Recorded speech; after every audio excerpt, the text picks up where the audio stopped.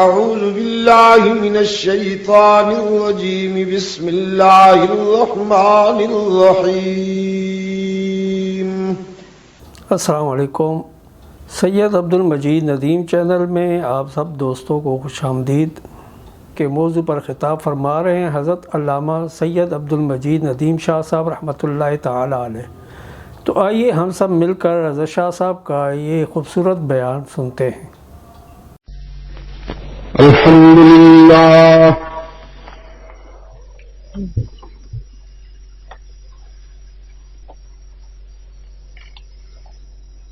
अल्हम्दुलिल्लाह वहदहू वस्सलातु वस्सलामु अला मन ला नबिय्य बअदा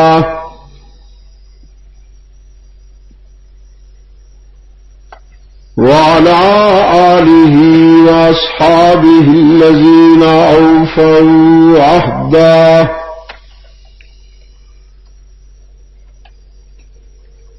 الذين هم مفاتيح الرحمة ومصابيح الغرر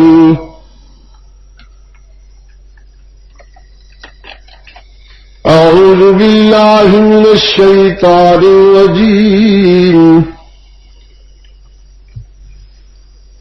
بسم الله الرحمن الرحيم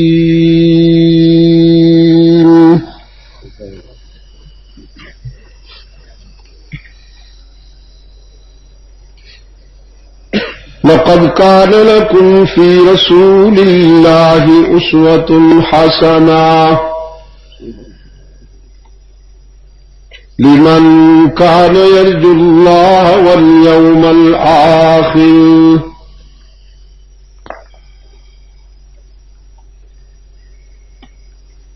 كافها يا عين صاد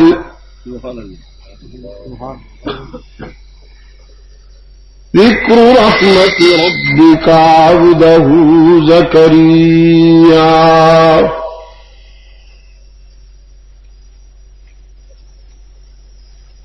إذ نادى ربه نداء خفيا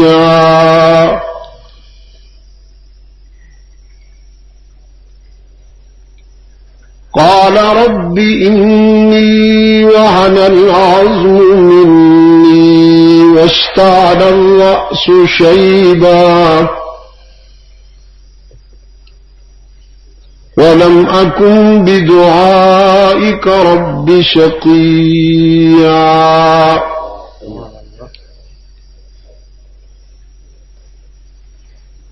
وإني خفت الموالي من ورائي وكانت امرأتي عاقرا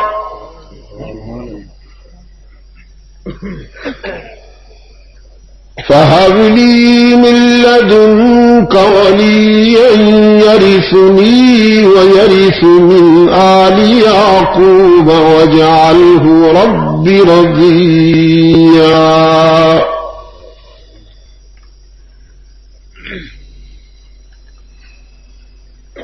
يا زكريا إنا نبشرك بغلام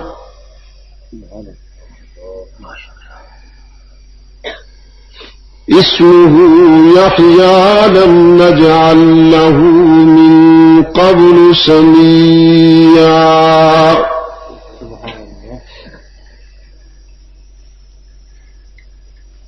قال رب أنى يكون لي غلام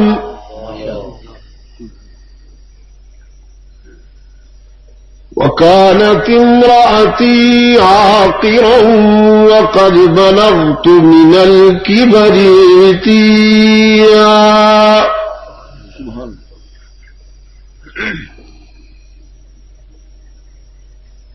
قال كذلك قال ربك هو علي هين وقد خلقتك من قبل ولم تك شيئا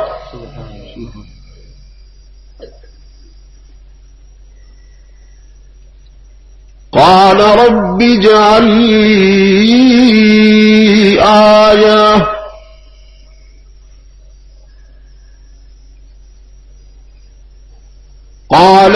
آيتك ألا تكلم الناس 3 ليال سويا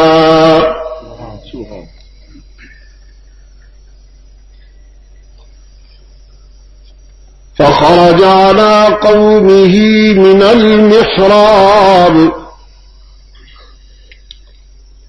فأوحى إليهم أن سبحوا بكرة وعشيا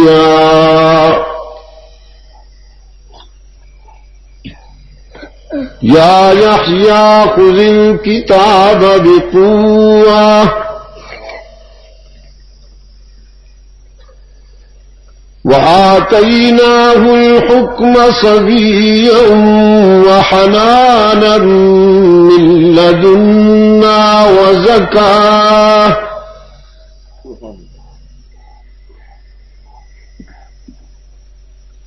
يا يحيى خذ الكتاب بقوة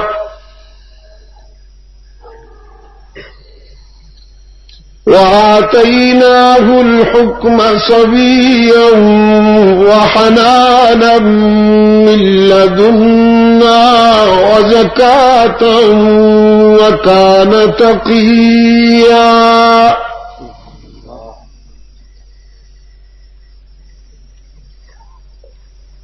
وكان تقيا وبرا بوالديه ولم يكن جبارا عصيا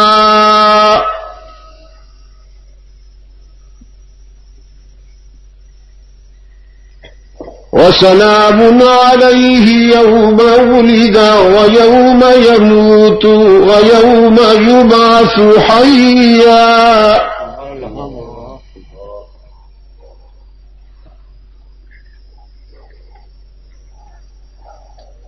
واذكر في الكتاب مريم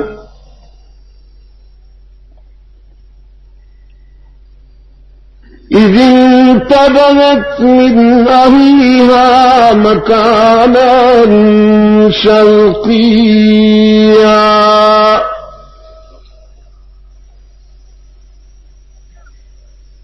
فاتخذت من دونهم حجابا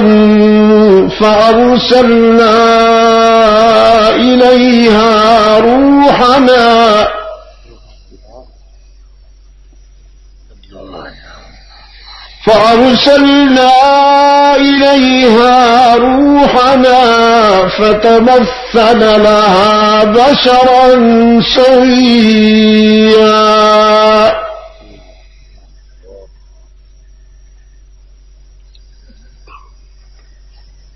قالت إني أعوذ بالرحمن منك إن كنت تقيا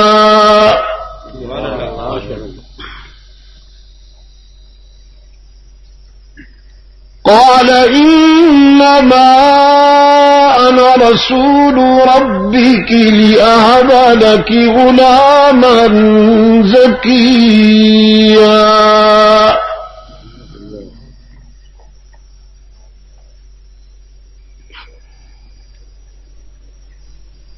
قالت أنى يكون لي غلام ولم يمسسني بشر ولم أك بغيا قال كذلك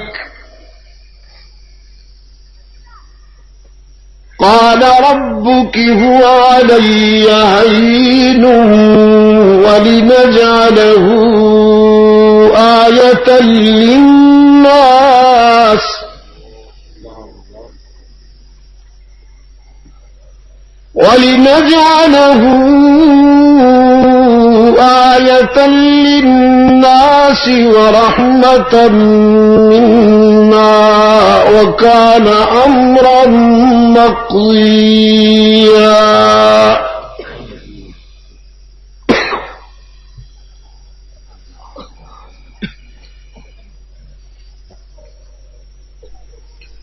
فحملته فانتبذت به مكانا قصيا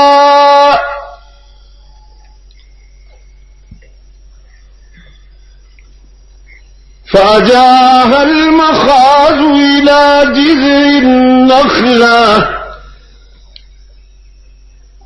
قالت يا ليتني مت قبل هذا وكنت نسيا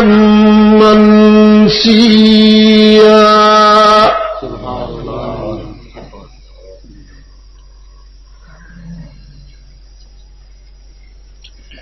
فأجاها المخاض إلى جذع النخلة قالت يا ليتني مت قبل هذا وكنت نسيا منسيا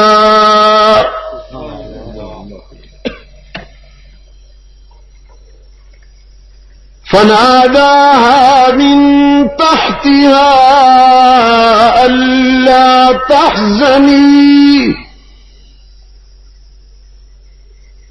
قد جعل ربك تحتك سريا وهزي إليك بجذع النخلة تساقط عليك رطبا جنيا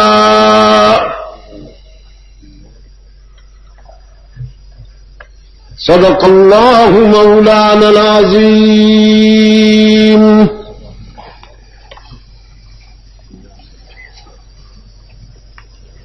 وعن معاوية بن أبي سفيان رضي الله تعالى عنهما قال قال رسول الله صلى الله عليه وسلم من يرد الله به خيرا يفقهه في الدين. وصدق رسوله النبي الأمي الكريم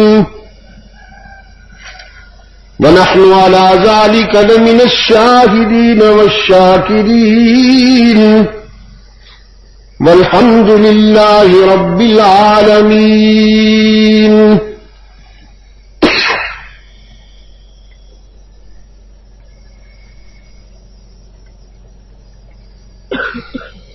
ارباب علم و دانش،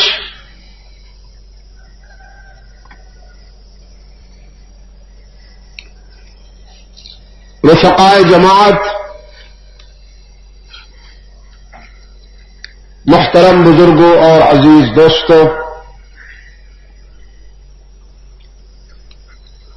آج 8 نومبر 1989 ہم یہاں ترناب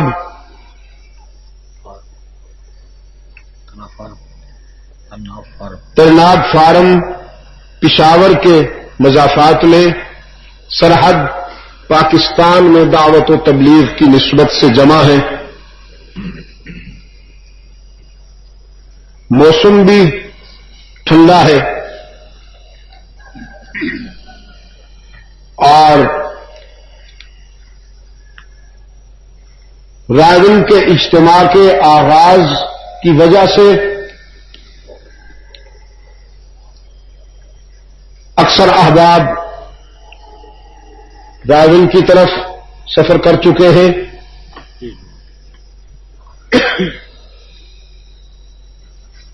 تشہیر کا بھی جو اس دور میں طریقہ ہے، شاید یہاں پہلا پروگرام ہونے کی وجہ سے کچھ اس میں بھی کوتاہی رہی، تاہم آپ حضرات کی تشریف آوری میرے لیے باعث مسرت ہے. اس پروگرام کو توحید و سنت کانفرنس کا عنوان دیا گیا ہے.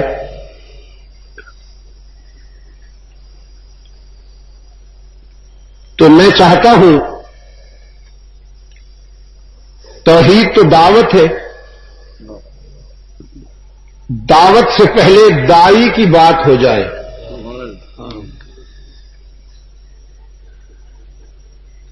تبلیغ سے پہلے مبلغ کی بات ہو جائے. خطابت سے پہلے خطیب کی بات ہو جائے. تعلیم سے پہلے معلم کی بات ہو جائے. صلی اللہ علیہ وسلم الف الف مرۃ بعدد کل ذرۃ. اسی ہدف کو ملحوظ رکھتے ہوئے میں نے کتاب اللہ سے جو حصہ آپ کے سامنے تلاوت کیا وہ میری گفتگو کی بنیاد ہے. سورہ مریم کا کچھ حصہ تو احباب کے کہنے پر، اور سچی بات یہ ہے کہ خود کو تر و تازہ کرنے کے لیے تلاوت کر لیا. میرے عزیز نے ابھی ایک واقعہ اتنے اجمال سے کہہ دیا کہ وہ بات کچھ پوری طرح سمجھ نہ آئی. وہ اکثر ایسے ہی کہا کرتے ہیں، آج میں ان کی اصلاح کر دوں. صرف سورہ مریم کی تلاوت پر انہوں نے اسلام قبول نہیں کیا تھا. افریقہ کے جن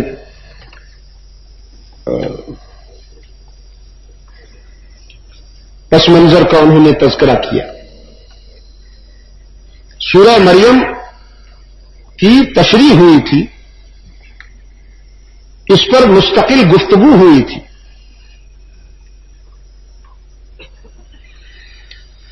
اب بھی میں اپنے عزیزوں کو بتا رہا تھا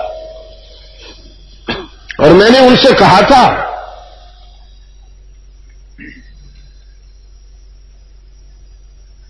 کہ حضرت عیسیٰ و مریم علیہ السلام کو جو عزت اور جو تقریم قرآن دیتا ہے بائبل میں بھی اتنی تکریم اور عزت نہیں دی جاتی.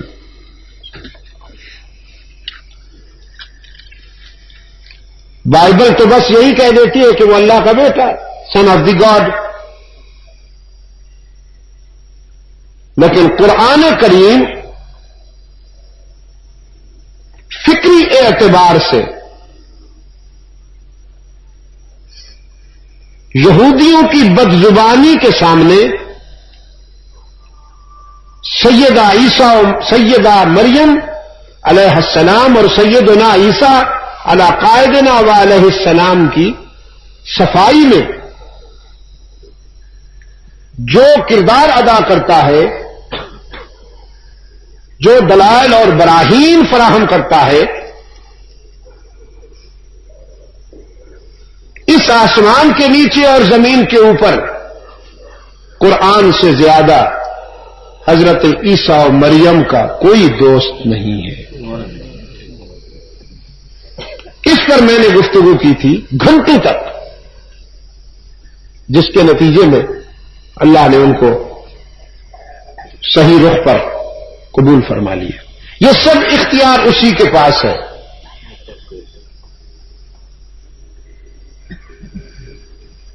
مجھے یہ بات بڑی محسوس ہو رہی ہے کہ آپ بیچ میں فاصلہ ہو گیا اور آپ وہاں بیٹھے ہیں. اس فاصلے سے کچھ دلوں میں بھی فاصلے ہو جاتے ہیں کبھی کبھی. اب میں جو بات پوچھوں گا تو یہ میرے قریب والے کو جواب دیں گے، اور وہ حضرات جو ہیں وہ اپنے آپ کو لکیر سے باہر سمجھیں گے کہ ہم نے خاموشی کے ساتھ بس سننا ہے، جواب وغیرہ دینے کی ذمہ داری ان پہ ہے. تو ایسا نہیں ہے اگر میں کوئی بات پوچھوں تو آپ بھی جواب دینے کی ذمہ داری پوری فرمائیے گا. ہدایت اللہ کے اختیار میں.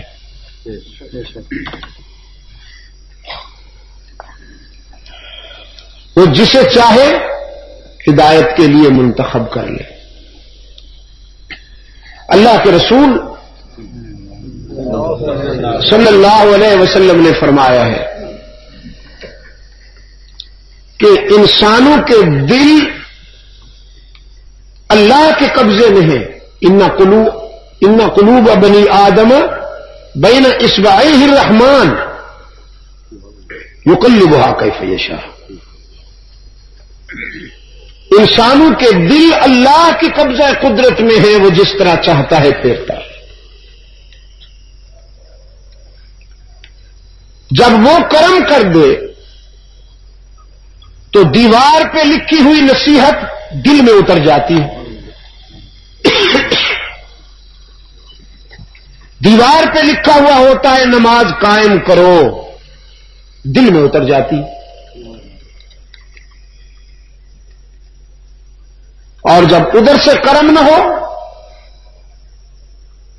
تو پیغمبر کی دعوت بھی ابو جہل و ابو لہب جیسے بدنصیبوں کے دل میں نہیں اترتی. طلب کا برتن سیدھا ہونا چاہیے ترناب فارم کے دوستوں. طلب کا برتن سیدھا ہونا چاہیے. یہ ادھر مجھے دے دیں حاجی صاحب.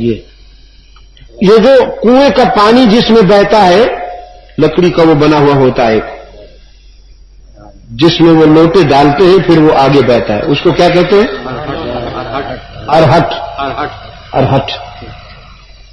اچھا اس لکڑی کو کہتے ہیں ارہٹ؟ نہ دیکھو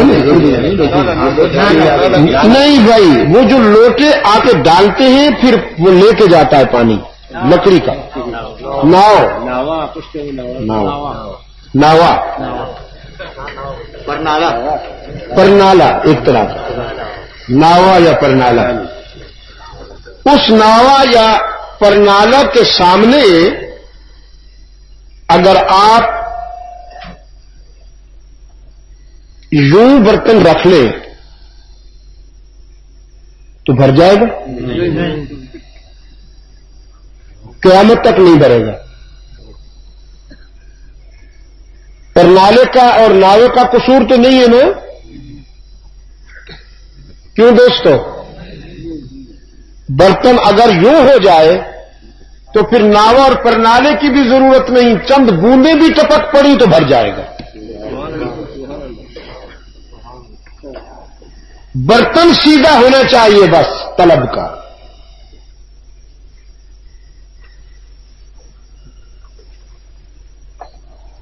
تو پہلے دائی پھر دعوت صلی اللہ علیہ وسلم. رحمت عالم صلی اللہ علیہ وسلم کے طرز حیات کو اللہ نے پوری انسانیت کے لیے نمونہ قرار دیا. کامیابی چاہتے ہو تو میرے محبوب کی رہنمائی قبول کر لو. اگر تمہیں کامیابی چاہیے تو میرے محبوب کی رہنمائی کو قبول کر لو. ان کا طرز حیات، ان کا طرز عمل زندگی کی کامیابی کا معیار ہے. لقد کان لکم فی رسول اللہ اسوۃ حسنہ. محمد عربی صلی اللہ علیہ وسلم کا طرز عمل، رحمت عالم صلی اللہ علیہ وسلم کی حیات طیبہ حسن و خوبیوں کا مجموعہ ہے. دنیا کو جتنی بھی خوبیاں ملی ہیں ان کا تقسیم کرنے والا محمد عربی ہے صلی اللہ علیہ وسلم. عطا کرنے والا رب العالمین ہے اور ان خوبیوں کا تقسیم کرنے والا رحمت للعالمین ہے صلی اللہ علیہ وسلم. میں ان دنوں اس ہدف پر زیادہ زور دے رہا ہوں.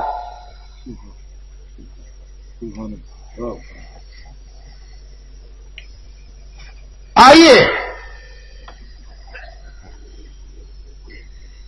ہم رحمت عالم صلی اللہ علیہ وسلم کی رفیقہ حیات کی زبانی حضور کی سیرت سنتے ہیں.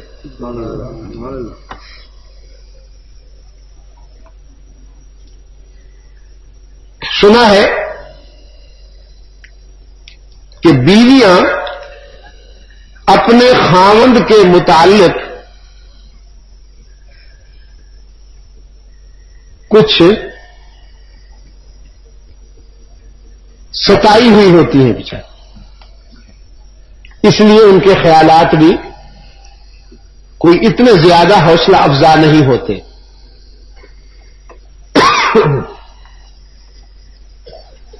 ایک وجہ تو یہ ہے کہ انسان اپنے گھر میں بڑی بے تکلف زندگی گزارتا ہے،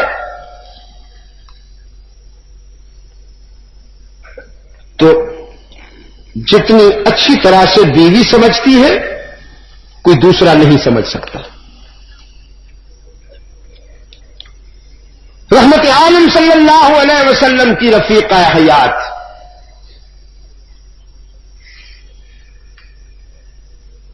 جن کی عمر 55 برس کی ہے،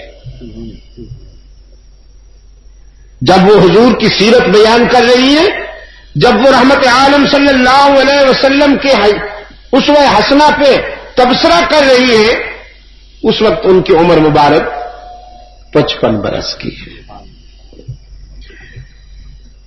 اور 55 برس کا انسان جذباتی نہیں ہوتا، سنجیدہ ہوتا ہے.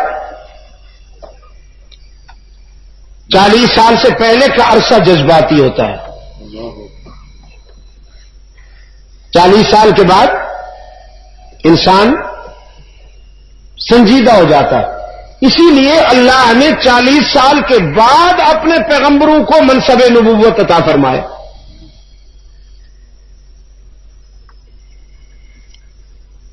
کہ ذرا طبیعت میں اعتدال آ جائے، جوش اور اشتعال کا سلسلہ قابو میں آ جائے. رسول اکرم صلی اللہ علیہ وسلم غار حرا سے وحی کا پہلا سبق لے کر گھر تشریف لائے.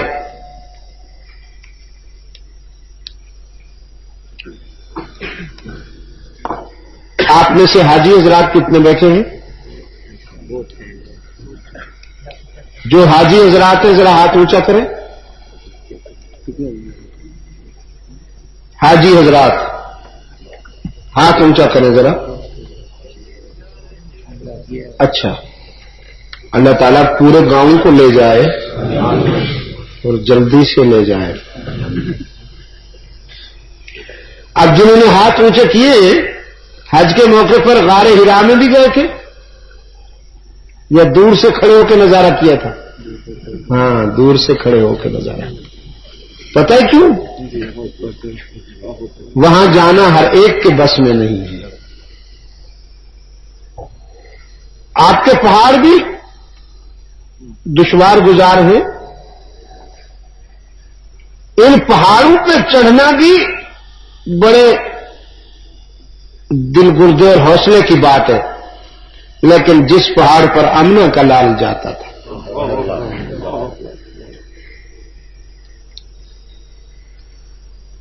جبل نور، عبد المجید ندیم شاہ صاحب اتنے آرام سے میز پر نہیں چڑھ گئے جتنے آرام سے رحمت عالم صلی اللہ علیہ وسلم اس اونچے پہاڑ اور دشوار گزار راستے کو طے کر کے غار میں جا پہنچتے تھے. ہم نے ایک مرتبہ کوشش کی، صرف 5 گھنٹے لگے تھے اور پسینے میں نہا گئے ہم تو.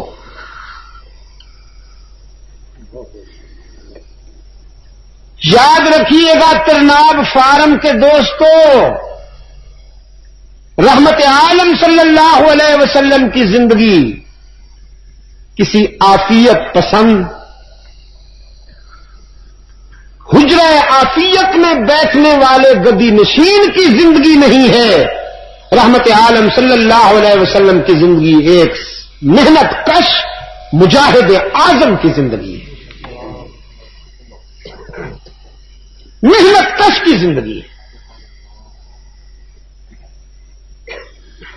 ہرا کی غار سے رحمت عالم صلی اللہ علیہ وسلم پہلا سبق لے کے آئے ہیں وہی کا، اور گھر تشریف لائے. حدیث میں آتا ہے رحمت عالم صلی اللہ علیہ وسلم کے جسم اطہر پر لرزہ طاری تھا. آپ صلی اللہ علیہ وسلم کانپ رہے تھے اور پسینے آپ صلی اللہ علیہ وسلم کے ماتھے پر چمک رہا تھا. قرآن ہے نا، قرآن کریم کی جلالت، قرآن کریم کی ہیبت، قرآن کریم کی عظمت. فرمایا لو انزلنا هذا القرآن على جبل لرأيته خاشعا متصدعا من خشية الله.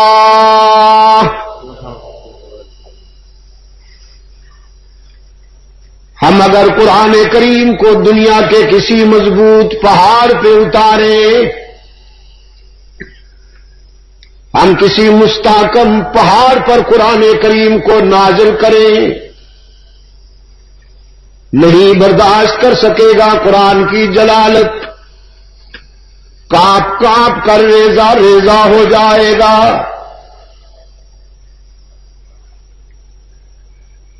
قرآن کریم کوئی پہاڑ تو برداشت نہیں کر سکتا، لیکن اللہ نے اپنے محبوب کے دل میں وہ وسعت رکھی ہے کہ جہاں یہ سچائی سما گئی.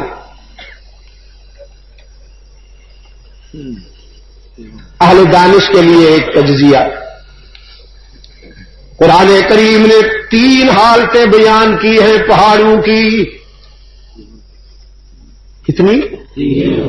درے.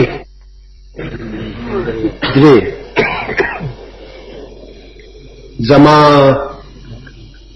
محترم مشرانو دوستانو، درے جی درے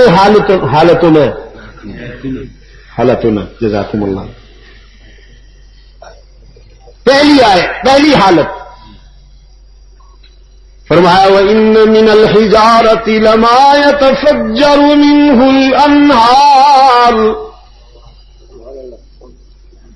وَإِنَّ مِنْهَا لَمَا يَشَّقَّقُ فَيَخْرُجُ مِنْهُ الْمَاءُ وَإِنَّ مِنْهَا لَمَا يَهْبِطُ مِنْ خَشْيَةِ اللَّهِ. پہاڑوں میں سے کچھ وہ ہیں کہ جن سے نہریں جاری ہیں، کچھ وہ ہیں کہ جو پھٹتے ہیں اور ان سے چشمے نکلتے ہیں، کچھ وہ ہیں کہ جو اللہ کے ڈر سے کانپتے نظر آتے ہیں.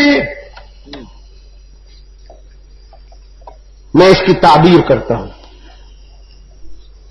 وَإِنَّ مِنَ الْحِجَارَةِ لَمَا يَتَفَجَّرُ مِنْهُ الْأَنْهَارُ. پہاڑوں میں سے کچھ وہ ہیں کہ خوف خدا میں جن کے آنسو جاری ہیں. یہ انہار پہاڑوں کے آنسو، ہماری چھوٹی سی آنکھ چھوٹا سا آنسو، تو پہاڑ اتنے بڑے ان کا آنسو بھی بڑا. وَإِنَّ مِنْهَا لَمَا يَشَّقَّقُ فَيَخْرُجُ مِنْهُ الْمَاءُ. پہاڑوں میں سے کچھ وہ ہیں کہ جن کا سینہ پھٹ گیا ہے اور خون جگر جاری ہے اللہ کے ڈر سے. وَإِنَّ مِنْهَا لَمَا يَهْبِطُ مِنْ خَشْيَةِ اللَّهِ. اور کچھ وہ ہیں کہ خوف خدا میں جو کانپتے نظر آتے ہیں. یہ تو ہے پہاڑوں کی حالت. رب العالمین نے فرمایا وَمَا اللَّهُ بِغَافِلٍ عَمَّا تَعْمَلُونَ.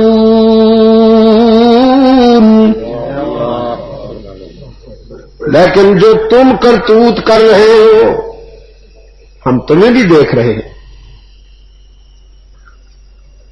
پہاڑ تو اتنے مستحکم اور مضبوط ہونے کے باوجود ہمارے ڈر سے کچھ رو رہے ہیں, کچھ کا خون جگر جاری, کچھ ہمارے ڈر میں کانپتے نظر آتے ہیں. لیکن اے ابن آدم ایک تو ہے, قطرہ ناپاک سے وجود میں آیا, ایک غلیظ جرثومے سے تیری تخلیق ہوئی, لیکن تو قابو میں نہیں آتا. تیرے چونچلے بھی ہم دیکھ رہے ہیں. وَمَا اللَّهُ بِغَافِلٍ عَمَّا تَعْمَلُونَ.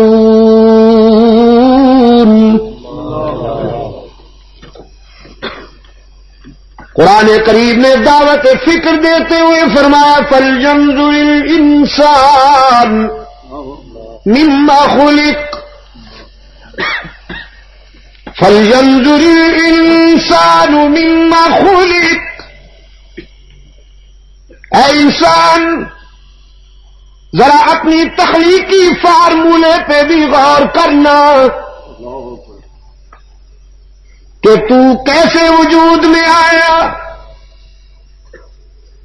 خلق من ماء دافق يخرج من بين الصلب والترائب.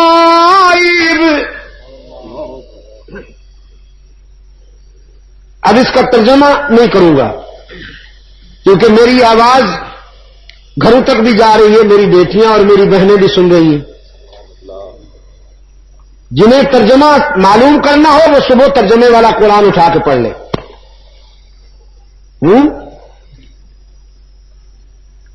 قرآن کریم نے فرمایا اپنے تخلیقی فارمولے پہ بھی غور کرنا. او حسین آنکھوں والے, او گھنگری والے اور سیاہ بالوں والے, اے گوری چمڑی پہ ناز کرنے والے,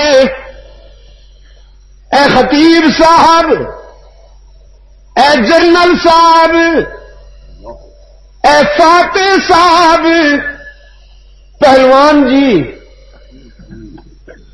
خان صاحب, چودھری صاحب, ملک صاحب, مما خلق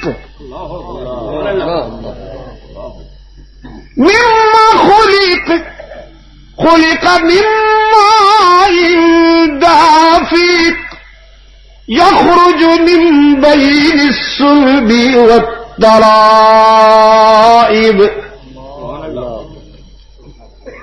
کبھی غور کیا تو نے ہم نے کتنی گندی چیز سے کتنی اچھی چیز بنا لی. ہم نے کتنی گندی چیز سے کتنی اچھی چیز بنا لی, کتنی ناپاک چیز سے کیسے پاک کردار بنا لیے. انه على رجعه لقادر. انه على رجعه لقادر. ایک قطرہ ناپاک سے محدث بنانے والا, ایک قطرہ ناپاک سے مفسر بنانے والا, ایک قطرہ ناپاک سے بادشاہ صدق و عدل بنانے والا اس پر بھی قادر ہے کہ موت کے بعد پھر تمہیں اٹھا لے گا. تمہاری سمجھ میں آئے یا نہ آئے؟ فرمایا لا اقسم بیوم القیامہ ولا اقسم بالنفس اللوامہ ایحسب الانسان ان لن نجمع عظامہ بلا قادرین على أن نسوي بنانا بل يريد الإنسان ليفجر أمامه يسأل أيان يوم القيامة فإذا برق البصر وخسف القمر وجمع الشمس والقمر يقول الإنسان يومئذ أين المفر كلا لا وزر إلى ربك يومئذ المستقر ينبأ الإنسان يومئذ بما قدم وأخر بل الانسان على نفسه بصيرا فلينظر الانسان مما خلق وفي انفسكم افلا تبصرون بل الانسان على نفسه بصيرة ولو القى معاذيرا. یہ ساری حقیقت بیان ہو رہی ہے. تو نہیں تھا ہم نے وجود میں لائے. ہاں حضرت زکریا نے بیٹا مانگا, اللہ نے فرمایا لے پھر لے. عرض کیا بوڑھا ہو گیا ہوں اور بیوی کا یہ حال ہے کہ آخرا ہے, بچے جننے کے قابل ہی نہیں رہی. میں نے مانگ تو لیا, تو نے دینے کا اعلان تو کر دیا, لیکن انا یکون لی غلام, ہوگا کیسے؟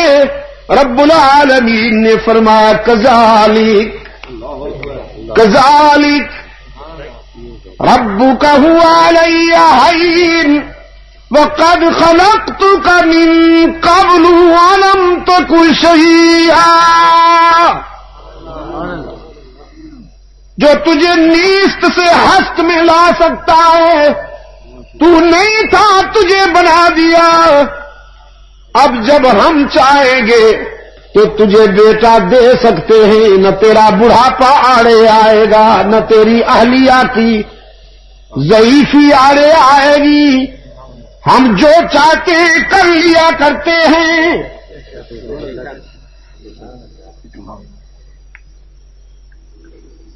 پھر ایک بات بتائیے ہم, فرمایا لا تحرک به لسانک لتعجل به.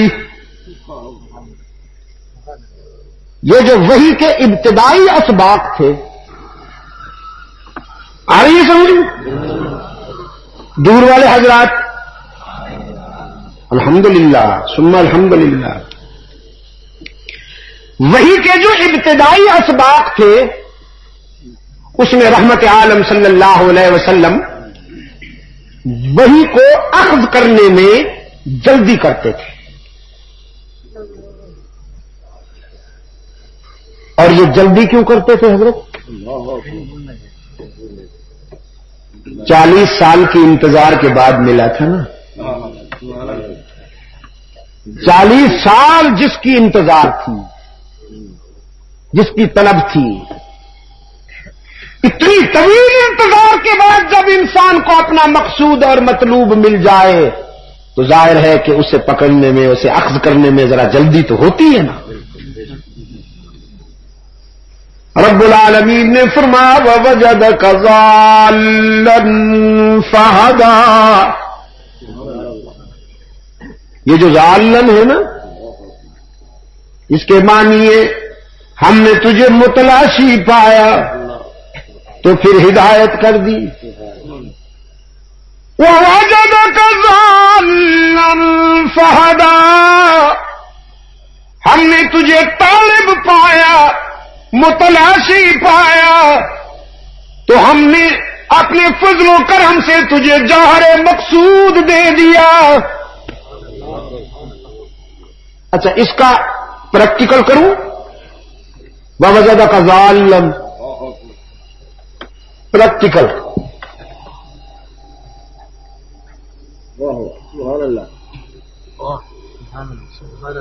کبھی خلوت میں، کبھی جلوت میں، کبھی بیت اللہ کے سائے میں، کبھی ہرا کی تنہائیوں میں. انتظار تھی، اب وہ آ گیا تو ذرا جلدی ہے. رب العالمین نے فرمایا لا تحرک به لسانک لتعجل به ان علینا جمعه وقرآنه فإذا قرأناه فاتبع قرآنه ثم إن علينا بيانه. میرے محبوب، اگر آپ یہ سمجھتے ہیں کہ کوئی حرف، کوئی لفظ، کوئی جملہ رہ نہ جائے، تو پھر یہ خیال کرنے کی کوئی ضرورت نہیں کہ آپ کے دل میں قرآن کریم کو بٹھانا بھی ہماری ذمہ داری، آپ کے سینے میں قرآن کریم کو جمع کرنا، محفوظ کرنا بھی ہماری ذمہ داری، پھر آپ کی زبان سے قرآن کریم کو پڑھوانا بھی ہماری ذمہ داری، پھر اس کے اسرار و رموز اور اس کے مفاہیم و معانی بیان کروانا بھی ہماری ذمہ داری. ہم یہ کام کیسے کریں گے؟ جس طرح ہم بکھری ہوئی ہڈیوں کو منظم کر سکتے ہیں.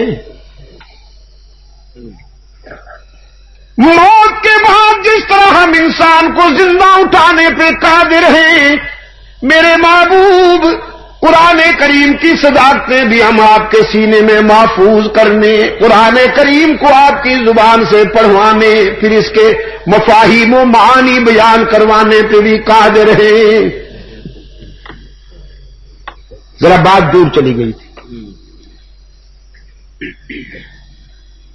رحمت عالم صلی اللہ علیہ وسلم پہلا سبق لے کر ہرا کی تنہائیوں سے گھر تشریف لائے، اور گھر میں آتے ہی فرمایا زملونی زملونی زملونی، مجھ پر چادر ڈال دیجئے، مجھ پر کمبل ڈال دیجئے. خشیت علی نفسی، مجھے تو جان کی فکر ہے کہ یہ امانت سنبھال سکوں یا نہیں، یہ بوجھ اٹھا سکوں گا کہ نہیں.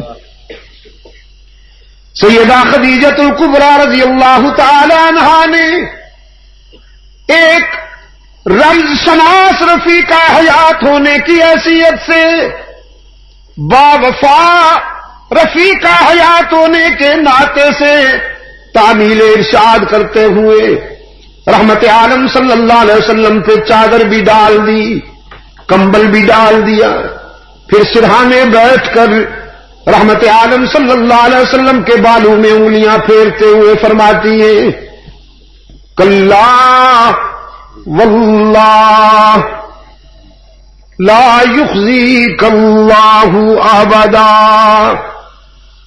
انک لتصل الرحم وتحمل الكل وتكسب المعدوم وتصدق الحديث وتقري الضعيف وتعين على نوائب الحق والذي نفس خديجة بيده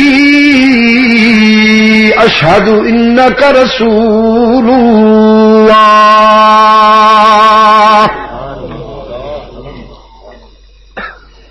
اللہ کی قسم ہے محمد، آپ کبھی نقصان نہیں اٹھا سکتے، آپ کوئی لاوارث تو نہیں، پھر آپ کے اخلاق ایسے ہیں کہ ایسے اخلاق والے کبھی خسارے میں نہیں جاتے۔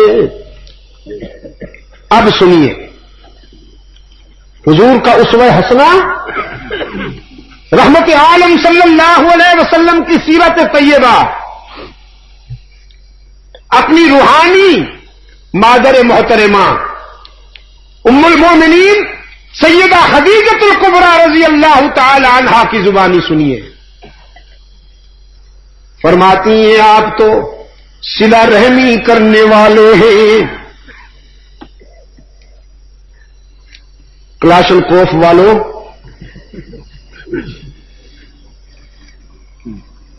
ہے تو اچھی چیز ہونی چاہیے، لیکن برائے جہاد جزاکم اللہ، جزاکم اللہ، برائے جہاد ہونی چاہیے، اپنے بھائیوں کا سینہ چھلنی کرنے کے لیے نہیں۔ اپنے بھائیوں سے اگر غلطی ہو جائے تو اسے معاف کر کے دکھائیے۔ بہادری یہ ہے، یہ بھی کوئی بہادری ہے؟ دور کھڑے ہو کر بٹن دبا دیا اور اس نے بھون ڈالا سب کو، یہ کون سی بہادری؟ بہادری یہ ہے کہ آپ کو جو ستائے، جو آپ کا دل دکھائے، جو آپ کے ساتھ زیادتی کرے، آپ اسے معاف کر دیں۔ اس سے بڑھ کر کوئی بہادری نہیں ہے۔ یار لوگ کہتے ہیں حسبنا کتاب اللہ والکلاشن کوف، ہاں حسبنا کتاب اللہ والکلاشن کوف۔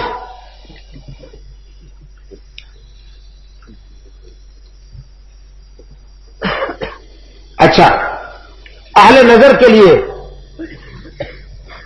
سیدہ خدیجۃ الکبریٰ رضی اللہ تعالی عنہا کی زبانی اخلاق مصطفی کے جو نقوش امت تک پہنچے ہیں، وہ پہلا یہ ہے کہ آپ صلہ رحمی کرتے ہیں، دوسرا یہ ہے کہ آپ کمزوروں کا بوجھ اٹھاتے ہیں جی، تیسرا یہ ہے کہ آپ لوگوں کی گمشدہ چیزیں ان تک پہنچاتے ہیں، چوتھا یہ ہے کہ آپ اچھی باتوں کی تصدیق کرتے ہیں، پانچواں یہ ہے کہ آپ مہمان نواز ہیں، آپ مہمان نواز ہیں، اور چھٹا یہ ہے کہ آپ سچائی کے علمبردار ہیں، آپ سچائی کے علمبردار ہیں۔ اس تبصرے میں سیدہ خدیجہ کے ایک بھی جملہ وہ نہیں ہے کہ آپ تو سجدے کرتے ہیں، آپ تو ہر وقت نماز پڑھتے ہیں، آپ تو ہر وقت قیام کرتے ہیں، آپ تو ہر وقت ذکر اور تسبیح میں لگے رہتے ہیں، نہیں، حالانکہ حضور سے زیادہ اللہ کا ذکر کرنے والا کون ہو سکتا ہے؟ رحمت عالم صلی اللہ علیہ وسلم سے بڑھ کر اس کو سجدے کرنے والا کون ہو سکتا ہے؟ حضرت عائشہ صدیقہ رضی اللہ تعالی عنہا فرماتی ہے، کئی راتیں ایسی گزری کہ میں نے اللہ کے محبوب کو محو عبادت پایا، مجھے خیال آیا شاید پوری رات قیام میں گزر جائے، شاید پوری رات سجدے میں گزر جائے، شاید پوری رات رکوع میں گزر جائے۔ رات گزر گئی لیکن رحمت عالم صلی اللہ علیہ وسلم کی عبادت، قیام، سجدے، ذکر اور تسبیح ختم نہ ہوئی۔ فرماتی ہے ایک صبح میں نے دیکھا رات بھر کے قیام کی وجہ سے حضور اکرم صلی اللہ علیہ وسلم کے پائے اقدس سوجے ہوئے تھے، پاؤں سوجے ہوئے تھے، حضور کی آنکھیں رو رو کر سرخ ہو چکی تھیں۔ عرض کی اللہ کے محبوب آپ تو معصوم ہیں، اس قدر استغفار کیوں کرتے ہیں؟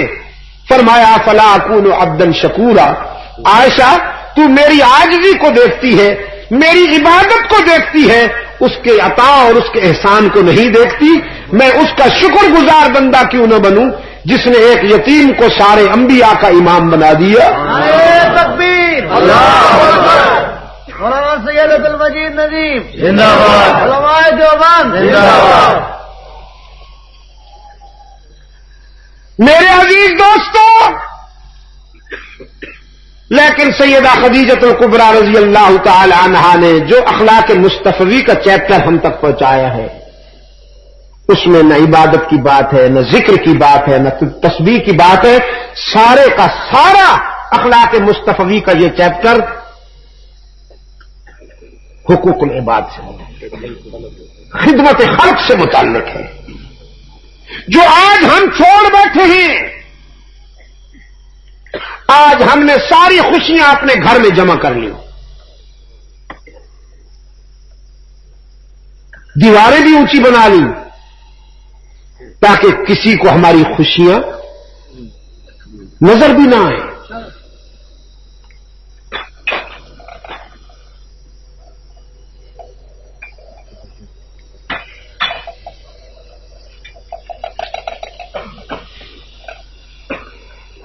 یاد رکھیے گا عزیز دوستو، اللہ کو ہمارے سجدوں کی ضرورت نہیں ہے، وہ ہمارے قیام اور ذکر و تسبیح کا محتاج نہیں ہے۔ کائنات کا ذرہ ذرہ اس کی تسبیح کر رہا ہے۔ آپ سمجھتے ہیں بادل گرج رہا ہے، آپ سمجھتے ہیں بجلی چمک رہی ہے، اور قرآن کہتا ہے وَيُسَبِّحُ الرَّعْدُ بِحَمْدِهِ وَالْمَلَائِكَةُ مِنْ خِيفَتِهِ۔ سبحان اللہ۔ یہ بادلوں کی گرج بھی اللہ کی تسبیح ہے، یہ بادلوں کی چمک بھی اس کی تسبیح ہے، یہ راتوں کا سناٹا بھی اس کی تسبیح ہے، یہ باد سرسر کا فراٹا بھی اس کی تسبیح ہے، یہ صبح کا اجالا بھی اس کی تسبیح ہے، یہ چاندنی کا جھالا بھی اس کی تسبیح ہے، یہ پھولوں کی مہک بھی اس کی تسبیح ہے، یہ سبزے کی لہک بھی اس کی تسبیح ہے، یہ پرندوں کی چہک بھی اس کی تسبیح ہے۔ تمہیں تو اذانیں بھی نہیں اٹھا سکتی، لاؤڈ اسپیکر کی اذانیں بھی تمہیں نہیں اٹھا سکتی، لیکن چڑیاں ٹھیک وقت پہ جاگ جاتی ہیں اور اسے یاد کرتی ہیں۔ وَإِن مِّن شَيْءٍ إِلَّا يُسَبِّحُ بِحَمْدِهِ۔ کائنات کی کوئی چیز ایسی نہیں جو ہماری وفادار نہ ہو۔ اس ترجمے کی اجازت ہے؟ وَإِن مِّن شَيْءٍ إِلَّا يُسَبِّحُ بِحَمْدِهِ وَلَكِنْ لَا تَفْقَهُونَ تَسْبِيحَهُمْ۔ کائنات کی کوئی چیز ایسی نہیں جو ہمیں یاد نہ کرتی ہو، ہماری تسبیح میں نہ لگی رہتی ہو، لیکن تمہاری سمجھ میں نہیں آتی یہ حقیقت۔ میرے عزیز دوستو، سمندر کی موجیں بھی اس کی تسبیح کرتی ہیں، طوفانوں کا جوش بھی اس کی تسبیح ہے، دریاؤں کا خروش بھی اس کی تسبیح ہے۔ آپ نے دیکھا ابھی کچھ دیر پہلے مرغے بول رہے تھے، کسی گھڑی کو نہیں دیکھا، نہ وال کلاک ہے، نہ چھوٹی گھڑیاں ہیں نہ بڑی گھڑیاں ہیں، لیکن ٹھیک ٹائم پر سب کے سب اس کی یاد کرتے ہیں، ٹھیک ٹائم پر۔ سناگو پتا پتا ہے الہی دم بدم تیرا، زمین و آسماں تیرے یہ موجود و عدم تیرا، زمین میں جو تیرا کھا کر تیرے شکوے کرے یا رب، تعجب ہے کہ ان پر بھی رہے لطف و کرم تیرا. وَمَا اللَّهُ بِغَافِلٍ عَمَّا تَعْمَلُونَ. خدمت خلق کیا کیجئے ترناب فارم والو. یاد رکھیے گا ساری زندگی کے سجدے، ساری زندگی کا قیام، ساری زندگی کی ذکر و تسبیح کے مقابلے میں اگر آپ نے کسی ایک دکھی انسان کے آنسو پوچھ کر اس کے لبوں پہ مسکراہٹ بکھیر دی تو حشر کے میزان میں پوری زندگی کی عبادت کے مقابلے میں تیرے اس عمل کا وزن بڑھ جائے گا. سبحان اللہ. یاد رکھیے گا. کیا کہا جی؟ فرمایا گھر سے مسجد تو بہت دور ہے، گھر سے مسجد تو بہت دور ہے، پر یہ کر دیکھی ایک روتے ہوئے بچے کو ہنسا کر دیکھی.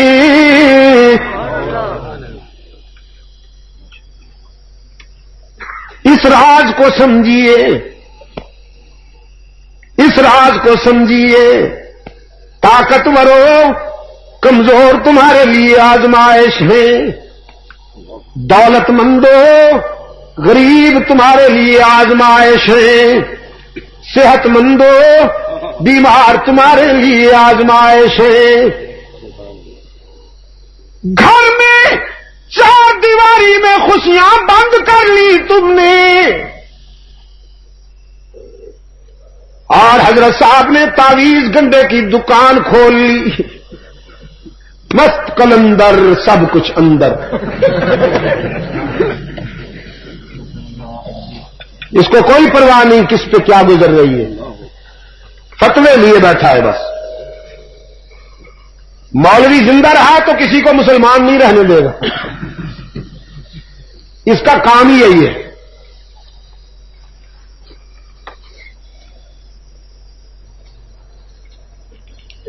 یہ ہے اسوہ حسنہ. لوگوں کے دکھوں کا مداوع کرو، لوگوں کے آنسو پوچھو،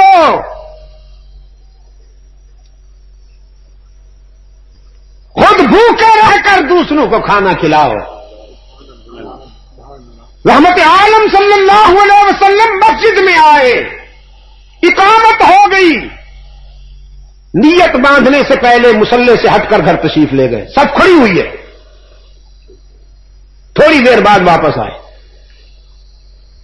صحابہ کرام کے لیے اللہ کے رسول کی یہ ادا اجنبی تھی. انہوں نے پہلی مرتبہ ایسا دیکھا کہ اقامت ہو گئی، تکبیر ہو گئی، نیت کرنے سے پہلے آپ صلی اللہ علیہ وسلم گھر تشریف لے گئے. نماز کے بعد پوچھا اللہ کے رسول یہ ادا پہلے ہم نے نہیں دیکھی. فرمایا ہاں کچھ دراہم ہدیتاً آئے تھے، ان میں سے اکثر تو میں نے اللہ کے بندوں میں تقسیم کر دیے تھے. جب میں نیت باندھنے لگا تو یاد آ گیا 2-3 ابھی پڑے ہوئے تھے، تو حیا آ گئی کہ 2-3 درہم گھر میں پڑے ہوئے ہوں اور میں اس کی عبادت کے لیے کھڑا ہو جاؤں. اس لیے گیا، ان کو اللہ کے بندوں میں تقسیم کر کے آیا ہوں. اب خالی دامن اس کے حضور عبادت کرتا ہوں. اور ہم نماز بھی پڑھتے ہیں، ڈنڈی بھی مارتے ہیں، روزہ بھی رکھتے ہیں، اور یہ نہیں سوچتے کہ یہ کمائی حلال کی ہے یا حرام کی. بیلنس بننا چاہیے، بینک بیلنس بننا چاہیے، مال آنا چاہیے، بس. نماز بھی پڑھتے ہیں.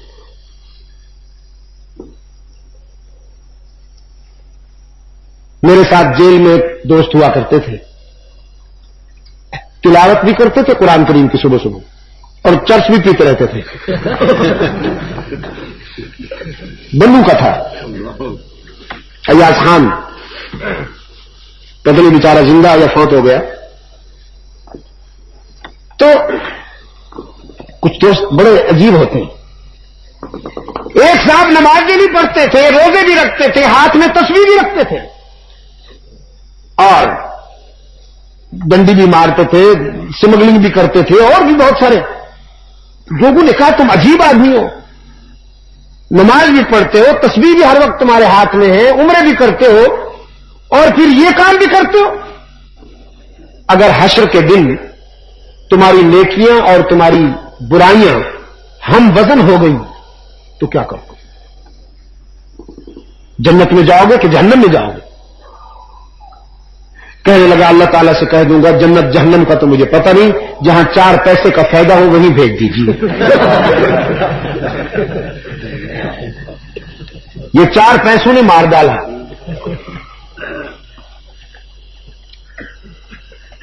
مال حرام کا, کمائی حرام کی, اور اللہ کو خوش کرنا چاہتا ہے سجدوں سے. واہ بھائی واہ.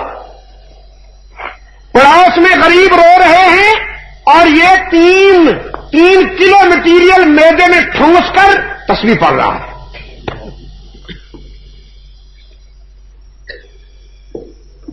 فرمایا زنہار ازاں قوم نباشی کے فریبند, زنہار ازاں قوم نباشی کے فریبند, حق راب سجودے او نبی راب درودے. اللہ ہمارے سجدوں, ہمارے قیام, ہمارے ذکر اور تسبیح کا ضرورت مند نہیں, ہم سب اس کے محتاج ہیں, وہ کسی کا محتاج نہیں. اس نے آپ کو صحت عطا فرمائی, دولت عطا فرمائی, رزق عطا فرمایا, تو ذرا اس کے کمزور بندوں میں بھی بانٹیے. دولت پہ سانپ بن کے نہ بیٹھ جائیے. سیدہ خدیجۃ الکبریٰ رضی اللہ تعالی عنہا کی زبانی رحمت عالم صلی اللہ علیہ وسلم کے اخلاق کا جو پہلو ہمارے سامنے آیا وہ یہ ہے کہ خدمت خلق کیجیے. اب میں نے رحمت عالم صلی اللہ علیہ وسلم کے ایک خادم خاص سے پوچھا, تو نے مخدوم کو کیسے پایا, تو نے اللہ کے محبوب کو کیسا پایا؟ حضرت زید, آپ جو دور بیٹھے پھر آپ نے نہیں کہا رضی اللہ تعالی عنہ. صحابہ کرام ہمارے محسن ہیں, جب ان کا نام آئے تو بے ساختہ زبان پر رضی اللہ تعالی عنہ آ جایا کرے. اور زید تو بڑا خوش نصیب ہے, اصحاب رسول میں سے یہی تو خوش نصیب ہے جس کا تذکرہ قرآن کریم نے نام لے کر کیا ہے. کسی صحابی کا قرآن کریم نے نام نہیں لیا سوائے اس کے. حضرت زید رضی اللہ تعالی عنہ لڑکپن میں اغوا ہوئے. مکہ میں منڈی لگا کرتی تھی, اغوا شدہ بچے وہاں بکا کرتے تھے, حضرت زید بھی بکے. اور ترناب فارم والوں میں کہا کرتا ہوں بعض بکنے والے بھی انمول بن جایا کرتے ہیں. اسمبلی کے ممبران نہیں, کہیں آپ سمجھے کہ یہ اسمبلی کے ممبران بھی انمول ہو گئے. یہ جو منڈی لگی ہوئی ہے, میں ان بکنے والوں کی بات کر رہا ہوں کہ ایک مصر کے بازار میں بکا تو مصر کا تخت اس کے قدموں میں نظر آیا. ایک بازار مصر میں بکا تو تخت مصر کا تاجدار نظر آیا, اور ایک مکہ کے بازار عکاظ میں بکا تو یتیم مکہ کا خادم خاص نظر آیا. رحمت عالم صلی اللہ علیہ وسلم کی قرب کی سعادتیں نصیب ہو گئی حضرت زید رضی اللہ تعالی عنہ کو. سیدہ خدیجہ تک پہنچے اور سیدہ خدیجہ الکبریٰ رضی اللہ تعالی عنہا نے حضرت زید کو رحمت عالم صلی اللہ علیہ وسلم کی خدمت کے لیے وقف کر دیا. زید کا باپ اپنے بیٹے کی تلاش میں خاک چھانتا ہوا مکہ پہنچا. اسے بتایا گیا تھا کہ تیرا بیٹا ہاشمی خاندان میں رہتا ہے, مکہ آیا تو اسے پتا چلا کہ عبداللہ کے یتیم کے گھر میں رہتا ہے. حضرت زید رضی اللہ تعالی عنہ کا والد اپنے بھائی سمیت رحمت عالم صلی اللہ علیہ وسلم کی خدمت میں آئے. بیٹے کو پہچان لیا, گلے لگایا, پھر رحمت عالم صلی اللہ علیہ وسلم کی خدمت میں کہنے لگے یہ میرا بیٹا ہے محمد صلی اللہ علیہ وسلم. یہ جب سے ہمارے گھر سے آیا ہے ہمارا گھر مسکراہٹوں کو ترس گیا. اس کی ماں تو اس کی جدائی میں رو رو کے اندھی ہو چکی ہے. اس کی بہنیں دن بھر آنسو کی برسات میں گھر کی چوکھٹ پکڑ کر اس کا انتظار کرتی ہے. محمد میں اسے لینے آیا ہوں صلی اللہ علیہ وسلم. میں نے سنا کہ آپ نے اسے 400 درہم میں خریدا ہے. مجھ سے 800 درہم لے لیجئے, میرا بیٹا مجھے دے دیجئے. میں بھیک مانگنے آیا ہوں اپنے بیٹے کی, دگنی رقم دیتا ہوں, مجھے میرا بیٹا واپس کر دیجئے. رحمت عالم صلی اللہ علیہ وسلم نے فرمایا نہیں, ہم رقم لیں گے نہیں, ہم تو رقم دیں گے اور تحائف دیں گے, اپنے زید کو رخصت کریں گے, آزاد کرتا ہوں, گھر جانے کی اجازت بھی دیتا ہوں. میں وصل کرنے آیا ہوں, فصل کرنے نہیں آیا. میں رشتے جوڑنے آیا ہوں, توڑنے نہیں آیا. میں ملانے آیا ہوں, جدا کرنے نہیں آیا. روتی ہوئی بہنوں کو بھائی مل جائے, مامتا کو لخت جگر مل جائے, اس سے بڑھ کر میرے لیے خوشی کی کیا بات ہے. لے جاؤ, بس زید سے پوچھ لو, اگر وہ بھی بخوشی جانے چاہے تو میری طرف سے اجازت ہے. حدیث کے آئینے میں حضرت زید رضی اللہ تعالی عنہ کا ریئیکشن چمک رہا ہے, رد عمل چمک رہا ہے. حدیث کے ورقوں پر حضرت زید کی ادائیں, ایک نظر باپ کے چہرے پر اور ایک نظر رحمت عالم صلی اللہ علیہ وسلم کے چہرے پر. کچھ دیر تک نگاہیں دونوں چہروں کا مطالعہ کرتی رہی, پھر ضمیر نے فیصلہ کر دیا. اپنے باپ سے کہا, باپ دنیا کے سفر میں, دنیاوی زندگی کے سفر میں آپ سے تو ملاقات ہو گئی, اللہ نے چاہا تو ماں اور بہنوں سے بھی مل لوں گا, ورنہ میرے سلام کہہ دیجئے گا. سارے رشتے چھوٹ سکتے ہیں, سب کو چھوڑ سکتا ہوں, لیکن اللہ کے محبوب کو نہیں چھوڑ سکتا صلی اللہ علیہ وسلم. سب سے جدائی برداشت کر سکتا ہوں, لیکن محمد عربی صلی اللہ علیہ وسلم کے دامن سے جدائی برداشت نہیں کر سکتا. باپ نے کہا تمہیں غلامی اتنی اچھی لگ گئی کہ آزادی کو بھول بیٹھے. زید نے کہا ہاں غلامی تو ہے, مگر آپ نے سوچا نہیں کس کی غلامی ہے. یہی تو وہ غلامی ہے جس پر دنیا کی ساری آزادیاں قربان جائیں. کہ محمد کی غلامی ہے سند آزاد ہونے کی, خدا کے دامن توحید میں آباد ہونے کی.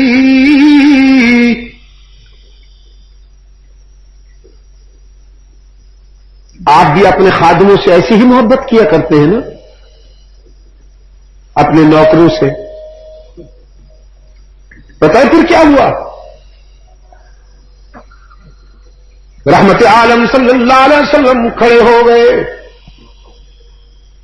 حضرت زید کو سینے سے لگا لیا, فرمایا زید اگر تو مجھ سے جدا نہیں ہونا چاہتا تو محمد بھی تجھے خود سے جدا نہیں کرے گا.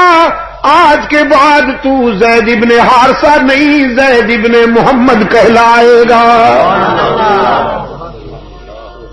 صلی اللہ علیہ وسلم. میں تجھے اپنا بیٹا کہتا ہوں.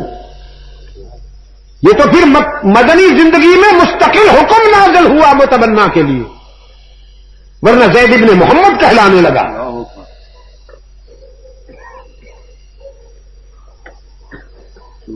یہ خادم کی بات تھی. اب میں پڑوسیوں سے پوچھتا ہوں, تم نے اس دائی حق و صداقت کا اسوہ حسنہ کیا پایا؟ رحمت عالم صلی اللہ علیہ وسلم دائی حق و صداقت کی حیثیت سے پہلا خطبہ ارشاد فرمانے کے لیے فاران کی بلندی پہ کھڑے ہیں، چادر لہرا رہے، مکہ کو جمع کیا، آؤ آج میں تم سے کچھ کہنا چاہتا ہوں۔ پورا مکہ جمع ہو گیا سرکار دو عالم صلی اللہ علیہ وسلم کے سامنے۔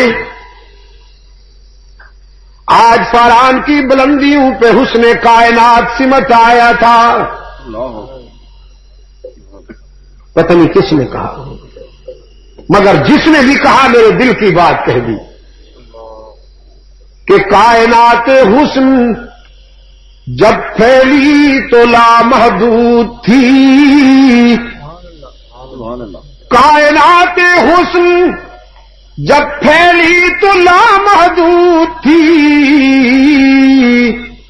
اور جب سمٹی تو تیرا نام ہو کر رہ گئی صلی اللہ علیہ وسلم۔ یہ امامہ کی سجاوٹ، یہ جبین روشن،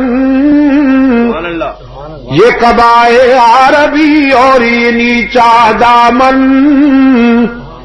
مردہ بھی دیکھے تو کر چاک غریبان کفن، اٹھ چلے قبر سے بے تاب زباں پر یہ سخن،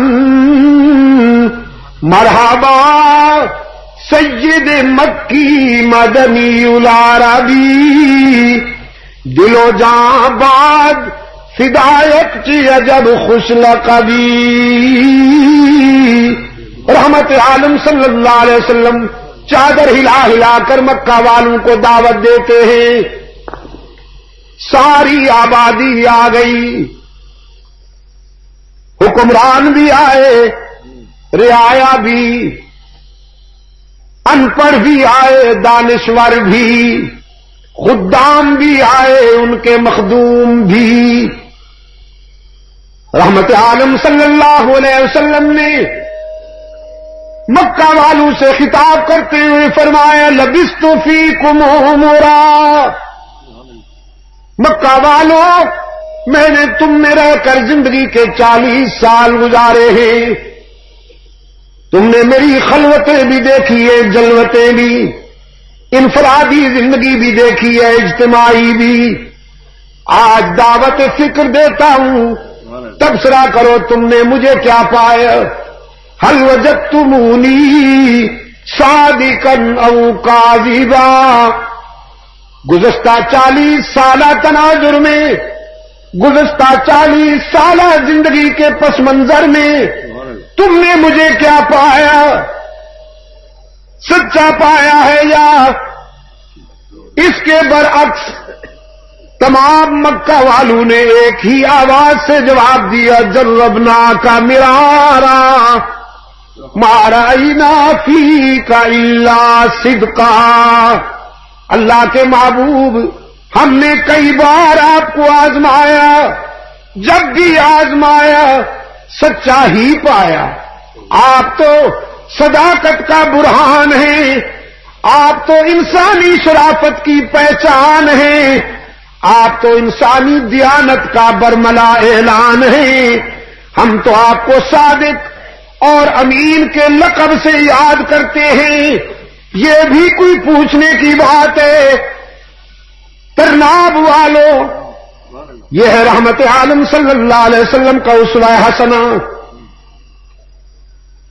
آپ نے رفیق حیات کی زبانی سنا، بیوی کی زبانی سنا، پھر خادم کی زبانی سنا، پھر یہ پڑوسی ہیں، سب نے ایک ہی آواز میں کہا ہم نے جب بھی آزمایا آپ کو سچا پایا۔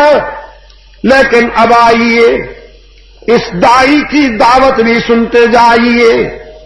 صادق اور امین کہنے والے ساحر اور مجنون کیوں کہنے لگے؟ حضور کی راہوں میں آنکھیں بچھانے والے کانٹے کیوں بچھانے لگے؟ ذرا یہ بھی سنیے۔ جب میرے آقا نے فرمایا قولو لا الہ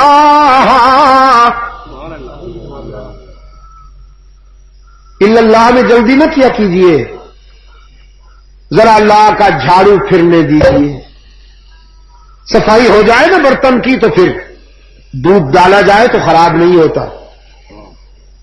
قولوا لا الہ، مجھے امین ماننے والوں، صادق ماننے والوں، میری دیانت و شرافت کا اعتراف کرنے والوں، آؤ میں تمہیں ہلاکت سے بچانا چاہتا ہوں، شقاوت سے بچا کر سعادت کی راہ پہ لگانا چاہتا ہوں، جہالت سے بچا کر علم کی شاہراہ پہ لگانا چاہتا ہوں۔ میں بھی کہتا ہوں تم بھی کہو قولوا لا الہ، کوئی نہیں معبود، کوئی نہیں مسجود، کوئی نہیں ہر جگہ موجود، کوئی نہیں علام الغیوب، کوئی نہیں کارساز، کوئی نہیں دستگیر، کوئی نہیں حاجت روا، کوئی نہیں مشکل کشا، کوئی نہیں عزت دینے والا، کوئی نہیں رزق عطا کرنے والا، کوئی نہیں بیماریاں دور کرنے والا۔ صحیح ہے نا؟ بیماری دور ڈاکٹر کرتے ہیں یا اللہ کرتا ہے؟ اگر ڈاکٹر بیماریاں دور کر سکتے تو خود کبھی بیمار نہ ہوتے۔ صرف بیمار نہیں مر جاتے ہیں، صرف بیمار نہیں ہوتے ڈاکٹر صاحبان، مر بھی جاتے ہیں۔ بیماریاں دور کرنے والا کون؟ سردی کے اثرات ہیں، بیماریاں دور کرنے والا کون؟ کرناب کے روشن ضمیروں، سب کے بیڑے پار لگانے والا کون؟ عزت دینے والا کون؟ رزق عطا کرنے والا کون؟ آپ کہتے ہیں تجارت سے رزق ملتا ہے، کچھ لوگ کہتے ہیں کھیتی باڑی کرنے سے رزق ملتا ہے۔ قرآن پاک نے فرمایا اللہ رزق دینے والا ہے، وہ نہ دے تو تجارت بھی ناکام ہو جاتی ہے، کھیتیاں بھی جل جاتی ہیں۔ آپ تو اچھے تاجر ہیں، لیکن جائیے سمندر میں رہنے والی مچھلیوں سے پوچھیے وہ کس منڈی میں جا کر رزق حاصل کرتی ہیں، سارا میں بسنے والی چیونٹیوں سے پوچھیے انہیں کس تجارت سے رزق ملتا ہے، پتھروں میں بسنے والے کیڑوں سے پوچھیے وہ کون سی کھیتی باڑی کرتے ہیں۔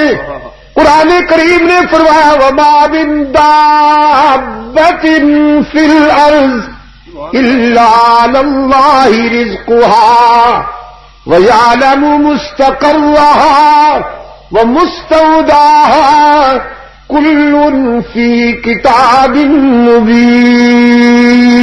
مبین۔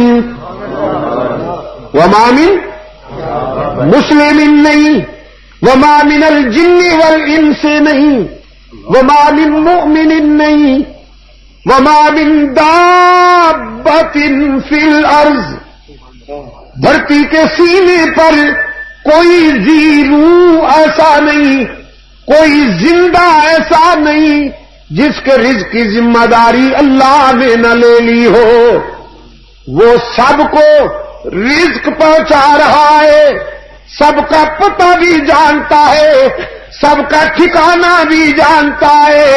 تم اسے بھول بیٹھے ہو لیکن وہ تمہیں ایک لمحے کے لیے بھی نہیں بھولتا۔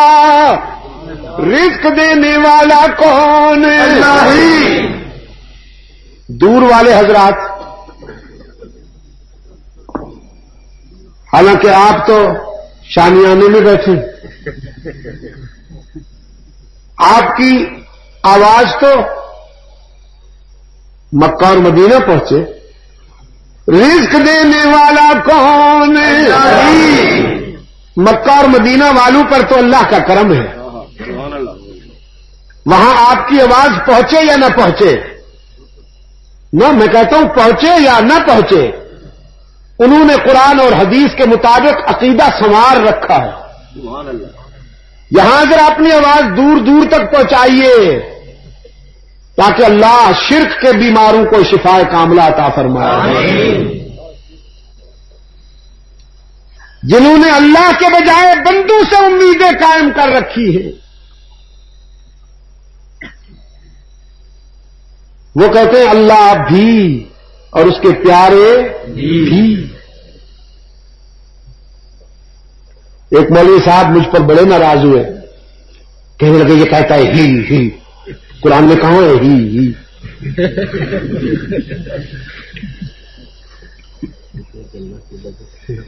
حالانکہ نماز میں آپ سورہ فاتحہ ہر نماز کی ہر رکعت میں پڑھتے ہیں نا، اسی بات کی ایکسرسائز ہوتی ہے، ریہرسل ہوتی ہے۔ فرمایا ایاک نعبد و ایاک نستعین، ایاک،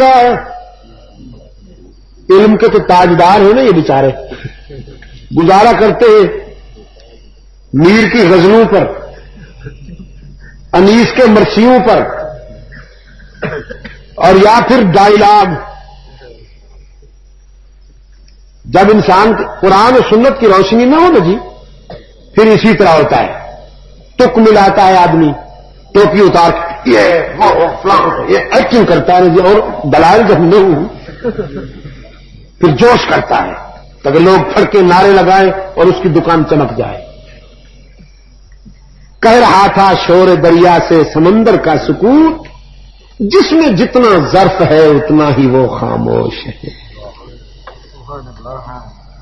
حضور اکرم صلی اللہ علیہ وسلم کی تقریر کی بات بتاؤں، صحابہ کرام فرماتے ہیں کبھی اللہ کے رسول صلی اللہ علیہ وسلم نے خطاب اور بیان کے دوران اشتعال کا مظاہرہ نہیں کیا۔ آپ صلی اللہ علیہ وسلم شہادت کی انگلی جب جوش میں آتے تو شہادت کی انگلی بس یہاں تک اٹھاتے، مونڈے سے اوپر کبھی نہیں گئی جی۔ اور اس دور کا اچھا خطیب وہ ہے جو ایکٹنگ سے مجمع کو ہلا ڈالا۔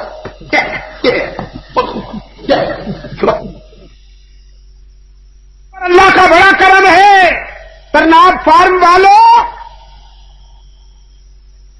انہوں نے اللہ کی توحید میں وفا کی، اللہ نے انہیں کسی کا محتاج نہیں بنایا، ان کی مٹی سونا بن گئی۔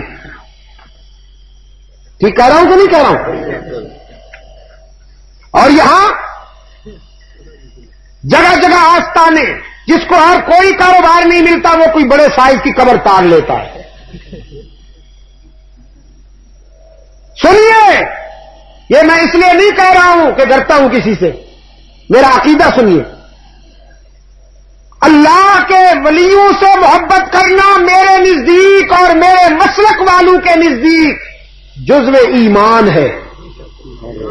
ہم اپنی دعاؤں میں کہتے ہیں وتوفنا مع الابرار، اے اللہ ہمارا حشر عبد القادر گیلانی جیسے، احمد ابن حنبل جیسے، مجدد الفسانی جیسے، شاہ ولی اللہ جیسے، شاہ عبد العزیز، شاہ اسماعیل شہید جیسے ابرار کے ساتھ کرنا۔ اے اللہ معین الدین چشتی جیسے ابرار کے ساتھ ہمیں محشور فرما۔ ہم دعائیں کرتے ہیں لیکن ہم اللہ کے ولیوں کے قبروں پر منڈیاں نہیں لگاتے، ٹریڈ مارک کے طور پر استعمال نہیں کرتے ہم اللہ کے ولیوں کی قبروں کو۔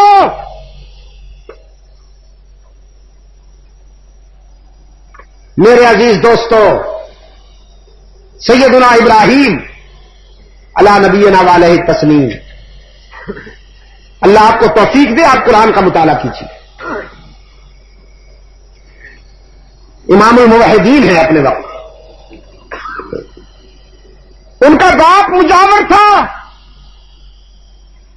بزرگوں کی قبروں پر چادریں چڑھاتا تھا، بزرگوں کے نام کے وہ بناتا تھا، مجسمے بناتا تھا۔ رحمت عالم صلی اللہ علیہ وسلم جب فاتح بن کر مکہ میں آئے تو بیت اللہ میں 360، ذرا اونچا تو بولو، مہنگائی نے میری قوم کی آواز ہی ختم کر 360 بت تھے نا، ان میں ایک بت حضرت یعقوب علیہ السلام کے نام سے منسوب تھا، یعقوب اظہری صاحب۔ ایک بت حضرت اسماعیل علیہ السلام کے نام سے منسوب تھا۔ وہ اتنے بدذوق نہیں تھے کہ عام پتھر کو اٹھائیں اور پوجا کریں اس کو، انہوں نے نبیوں ولیوں کے نام کے بت بنا رکھے تھے۔ رحمت عالم صلی اللہ علیہ وسلم جب فاتح بن کر مکہ میں آئے تو بیت اللہ میں رکھے ہوئے ان بتوں کا احترام کیا یا انہیں توڑ پھوڑ ڈالا؟ ترناب کے بے زبانوں، ان بتوں کا احترام کیا یا توڑ پھوڑ ڈالا؟ یہ تو نہیں فرمایا نا کہ یہ حضرت یعقوب کے نام سے منسوب ہے، احترام سے رکھ دو اس کو، یہ حضرت اسماعیل علیہ السلام کے نام سے منسوب ہے، ذرا عزت سے رکھ دو، آخر اللہ کے پیارے ہیں نا، انبیاء علیہ السلام۔ حضرت اسحاق کے نام سے منسوب ہے نہ، خود توڑا، پھر کچھ اونچے سے فرمایا علی آؤ میرے کندھے پہ چڑھ جاؤ، اور اپنی لکڑی دے کر حضرت علی سے کہا ناک توڑو ان کا، ان کے ناک پر مارو، اور فرما رہے تھے جاء الحق وزهق الباطل، آ رہا ہے حق انشاءاللہ، زندہ رہوں یا نہ رہوں پاکستان والوں، میں پورے وثوق سے کہتا ہوں شرک و بدعت کی رات ختم ہونے والی ہے انشاءاللہ، توحید کے سویرے، توحید کے سویرے طلوع ہو رہے ہیں، قرآن و سنت کی روشنیوں کے مقابلے میں انشاءاللہ شرک و بدعت کے اندھیرے نہیں ٹک سکیں گے۔ رحمت عالم صلی اللہ علیہ وسلم قرآن کریم کی انقلابی آیت پڑھ رہے ہیں جاء الحق وزهق الباطل، جاء الحق وزهق الباطل ان الباطل كان زهوقا، حق آ گیا اور باطل جا رہا ہے کہ یہ بھگوڑا ہے زہوقا، بتوں کو بھی توڑتے اور فرماتے لا الہ الا اللہ وحدہ، لا الہ الا اللہ وحدہ ونصر عبدہ وہزم الاحزاب وحدہ۔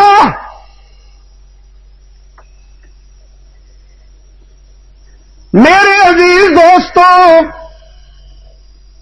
توحید میں وفا کر دو، یقین دلاتا ہوں تمہاری مٹی بھی سونا بن جائے گی انشاءاللہ، تمہاری دنیا بھی سنور جائے گی اور آخرت بھی سنور جائے گی۔ رحمت عالم صلی اللہ علیہ وسلم نے فرمایا مان لو مکہ والو، بیماریاں دور کرنے والا کون؟ نہیں، ضرب لگے گی تو آگے بڑھوں گا ورنہ بیٹھا رہوں گا۔ اچھا آپ تو کہیے بیٹھے ہی رہو، نہیں آپ صحت مند جواب دو نا میرے عزیز، بیماریاں دور کرنے والا کون؟ ذرا دائیں بائیں دیکھ کے کوئی بھی کا بیمار چپ بیٹھا ہو تو اس سے بھی کہلوائیے ایاک نعبد و ایاک نستعین، ہم تیری ہی عبادت کرتے ہیں اور کرتے رہیں گے، ہم تجھ سے ہی مدد مانگتے ہیں اور تجھ سے ہی یا تجھ سے بھی کہا کرتا ہوں اپنے عزیز دوستوں سے، پوچھو کبھی اپنے ضمیر سے مشکل کشا کون ہے تو تمہارا ضمیر بھی بتائے گا. مشکل کشا وہی ہوتا ہے جس پر خود کبھی مشکل نہ آئے. جو خود مشکلوں میں الجھے وہ مشکل کشا نہیں. جو خود حاجت مند ہوں وہ حاجت روا نہیں ہو سکتا. نبیوں پہ آزمائشیں آئیں کہ نہیں؟ رسولوں پہ آزمائشیں آئیں کہ نہیں؟ سب سے پہلا پیغمبر ابو البشر حضرت آدم امتحان و آزمائش کے مرحلے سے گزرتے ہوئے دست بدعا ہے. ربنا ظلمنا انفسنا وإن لم تغفر لنا وترحمنا لنكونن من الخاسرين. اے ہمارے رب، اگر تیرا فضل و کرم شامل حال نہ ہو تو ہمارا سفینہ کبھی کنارے لگ سکتا ہی نہیں. آدم نے کس سے مدد مانگی؟ فرمان والو قرآن کریم نے یاد دہانی کراتے ہوئے فرمایا وَظَنُّونَ إِذْ ذَهَبَ مُغَاضِبًا فَظَنَّ أَن لَّن نَّقْدِرَ عَلَيْهِ فَنَادَىٰ فِي الظُّلُمَاتِ أَن لَّا إِلَٰهَ إِلَّا أَنتَ سُبْحَانَكَ إِنِّي كُنتُ مِنَ الظَّالِمِينَ. ذرا مچھلی والے یار کی دیوار یاد کرو نا، جس نے رات کے اندھیرے میں دریا کی گہرائی میں شکم ماہی میں مچھلی کے پیٹ میں کسے پکارا؟ قادر کو یا عبد القادر کو؟ اللہ کو یا عبد اللہ کو؟ رحمان کو یا عبد الرحمان کو؟ نادا فی الظلمات اللہ الہ الا انت سبحانک انی کنت من الظالمین. اندھیروں میں پکارا یونس، او میرے داتا، او میرے مشکل کشا، او میرے کارساز، اگر تیرا فضل و کرم نہ ہو تو مجھے اس آزمائش سے کون بچائے گا؟ رب العالمین نے فرمایا لولا انہ کان من المسبحین للبث فی بطنہ الی یوم یبعثون. میرا یونس مچھلی کے پیٹ میں دریا کی گہرائی میں رات کے اندھیرے میں مجھ سے مدد نہ مانگتا، مجھے نہ پکارتا تو قیامت تک وہی رہتا. میرے سوا یونس کا کوئی مشکل کشا نہیں تھا. یونس کی مشکل کشائی کرنے والا کون؟ آدم کی مشکل کشائی کرنے والا کون؟ یعقوب کا مشکل کشا کون؟ یوسف کا مشکل کشا کون؟ کنویں میں یوسف کی جان بچانے والا کون؟ شاہی محل میں یوسف کی آن بچانے والا کون؟ بچھڑے ہوئے بیٹے کو اپنے باپ سے ملانے والا کون ہے؟ نہیں بتایا. کنعان کے کنویں میں یوسف موجود نہیں بتایا نا، اور جب بتایا تو کرتا مصر سے چلا. یہاں کنعان میں بیٹھے ہوئے حضرت یعقوب فرماتے لأجد ریح یوسف انی لأجد ریح یوسف لولا ان تفندون. آج تو مجھے یوسف کی کرتے کی خوشبوئیں آ رہی ہیں. اگر تم میری بات کا مذاق نہ اڑاؤ تو آج مجھے یوسف کے کرتے کی خوشبوئیں آ رہی ہیں. بابا سعدی کیا کہتا ہے؟ سعدی کہتا ہے کسے پرسید از گم کردہ فرزند کہ اے روشن گوہر پیر خردمند ز مصرش بوئے پیراہن شمیدی چرادر چاہے کنانش ندیدی بگفتہ حال من بر کے جہانس دم پیدا دیگر دم نہانس گہے بر تار میں آلہ نشینے گہے بر پشت پائے خود نبی نے کسی نے یعقوب سے پوچھا او روشن ضمیر مصر سے آنے والے کرتے کی خوشبوئیں تو نے سونگھ لی لیکن تیرا لخت جگر جب کنعان کے کنویں میں تھا تو پتہ کیوں نہیں چلا؟ فرمایا میرا حال بس ایسے ہے، میرا نہیں ہمارا حال یوں ہے، انبیاء اور رسول کا حال یوں ہے کہ بجلی چمکتی ہے تو تنکا بھی نظر آ جاتا ہے، اور جب نہیں چمکتی تو اپنا ہاتھ بھی نظر نہیں آتا۔ ہمارے دل پہ بھی جب وحی کی بجلی چمکتی ہے تو ہم فرش پہ بیٹھ کر عرش کی خبریں سناتے ہیں، اور جب وحی کی بجلی نہیں کونتی تو پاؤں کے نیچے والی چیز کا بھی پتہ نہیں ہوتا، کیونکہ علام الغیوب کون ہے؟ لا یعلم من فی السماوات والارض الغیب الا اللہ، لا یعلم من فی السماوات والارض الغیب الا اللہ۔ علام الغیوب کون ہے؟ اولاد عطا کرنے والا کون ہے؟ بیماریاں دور کرنے والا کون ہے؟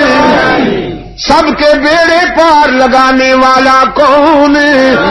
یہی وہ دعوت ہے، یہی وہ دعوت ہے جو فاران کی بلندیوں سے چلی، اسی دعوت کو صحابہ نے آگے بڑھایا رضوان اللہ علیہم اجمعین، اسی دعوت کو اہل بیت نے آگے بڑھایا، اسی دعوت کو اولیاء کرام نے آگے بڑھایا، اسی دعوت کو ہم آگے بڑھا رہے ہیں اللہ کے فضل و کرم کے ساتھ۔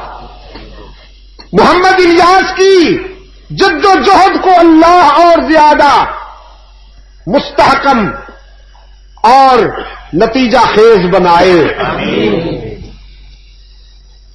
آج محمد الیاس کی دعوت و تبلیغ قرۂ ارض پر عالم اسلام کی نمائندہ تحریک بن کر چھا رہی ہے۔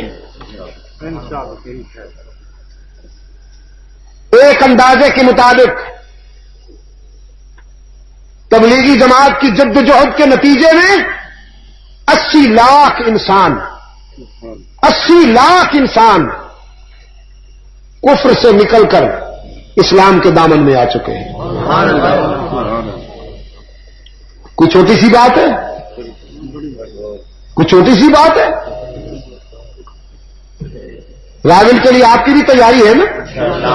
انشاءاللہ ضرور پہنچیے، اور جتنا اللہ توفیق دے اپنے دوستوں کو بھی ساتھ لے جائیے۔ مولوی کہتا ہے یہ تبلیغی جماعت والے گستاخ رسول ہیں، یہ 1.5 فٹ کی ٹوپی والا عاشق رسول ہے جو قد بڑھانے کے لیے بیچارہ اونچی ٹوپیوں کا سہارا لیتا پھرتا ہے، یہ عاشق رسول ہے۔ اور جن کی جدوجہد سے 80 لاکھ انسان جہنم سے بچ کر جنت کے راستے پہ آ چکے ہیں۔ جا کے دیکھنا رائے میں لاکھوں کی تعداد میں فرزندان اسلام وہاں آنسو کی برسات میں اللہ سے دعائیں مانگ رہے ہوں گے عالم اسلام کے لیے، ملک و ملت کی سلامتی کے لیے۔ مجھے دنیا کے 44 ممالک میں اللہ نے پہنچایا ہے، میں نے جہاں بھی قدم رکھا محمد الیاس کے مبلغین کو الا اللہ کے پرچم لہراتے ہوئے بڑھتا ہوا پایا۔ افریقہ کے جنگلات میں، یورپ کے جگمگاتے ماحول میں، ویسٹ انڈیز کے جزائر میں، مشرق وسطی میں، یہ سلسلہ تالیف قلوب جاری ہے. اللہ ان درویشوں پر اپنے فضل و کرم کا سایہ ہمیشہ قائم رکھے.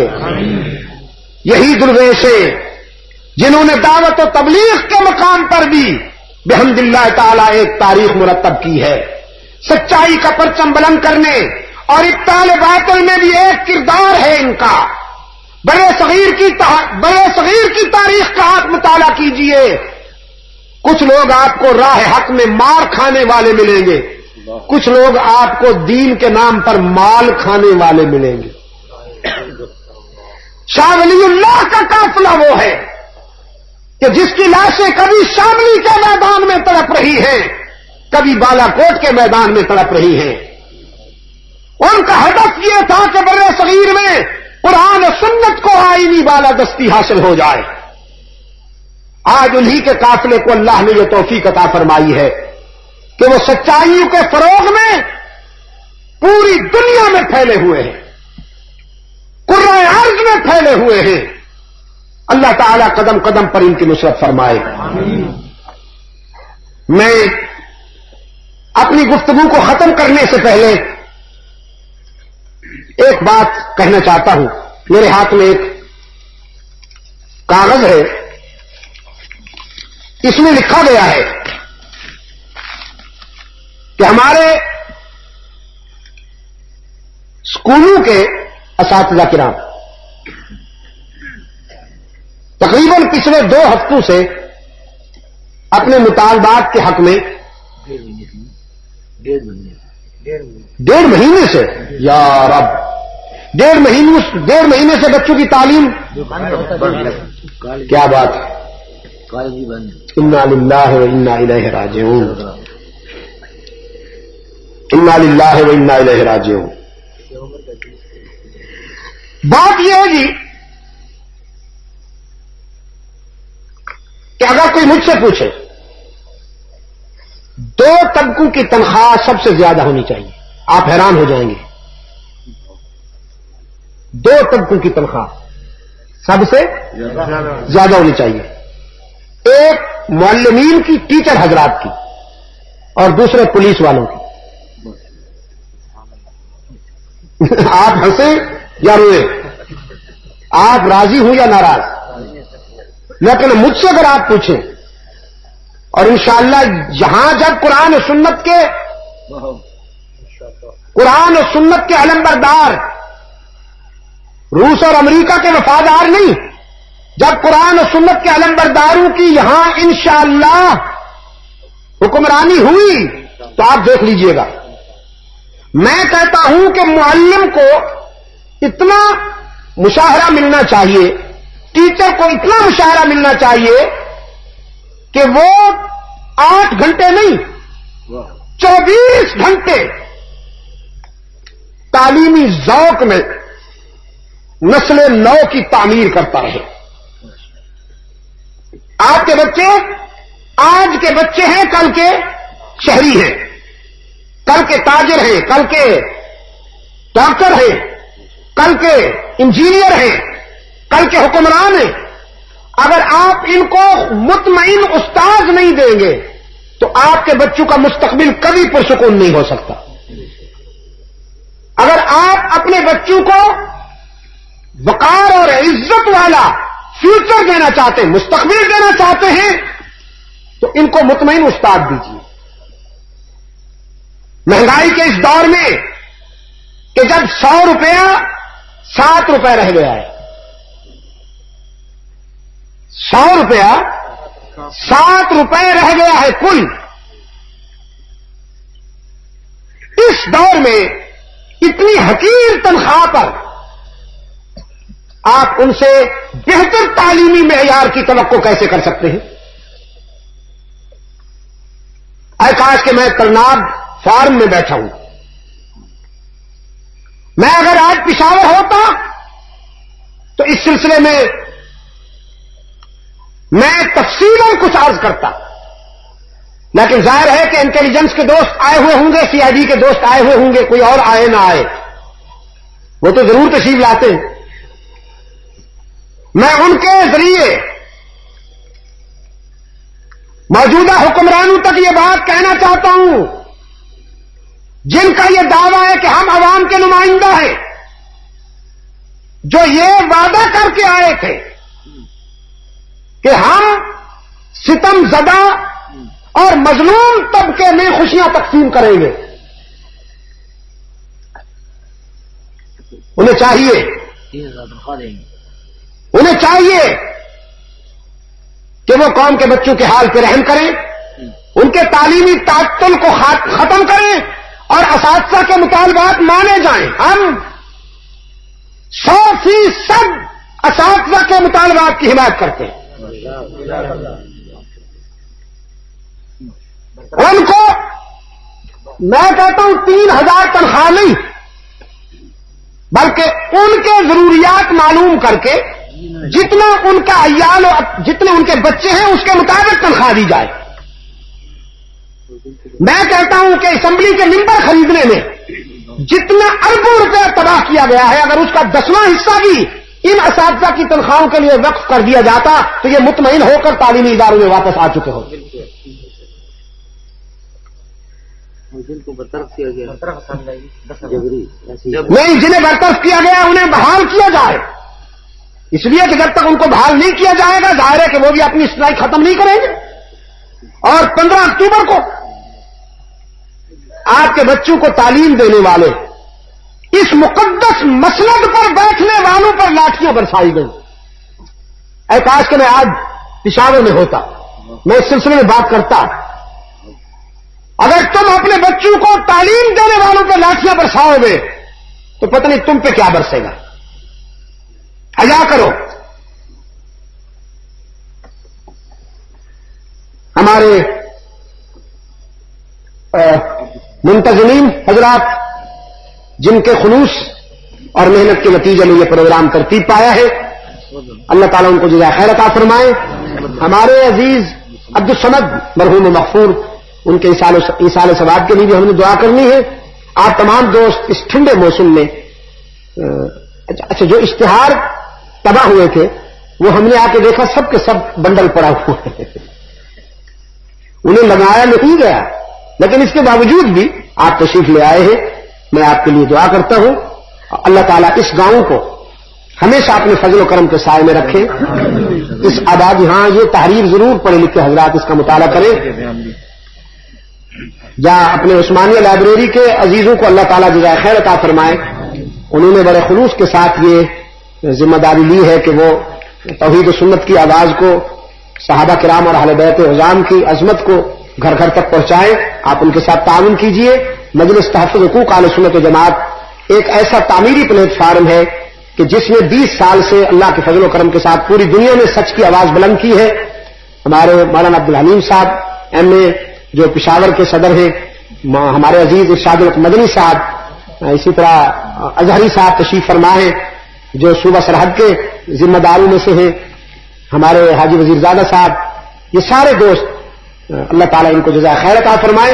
ان کے ساتھ آپ تعاون فرمائیے اور ملک و ملت کی تعمیر کے لیے، قرآن و سنت کی آواز کو دور تک پہنچانے کے لیے ہم نے صرف ایک محاذ پر نہیں، اللہ کے فضل و کرم کے ساتھ تمام بیماریوں کے علاج کے لیے اپنا فرض ادا کیا ہے۔ توحید کے مقابلے میں شرک کی رد کی، سنتوں کے مقابلے میں بدعات کی رد کی، اور جب تحفظ ختم نبوت کے لیے تاریخ اٹھی تو ہم الحمدللہ سب سے آگے نظر آئے۔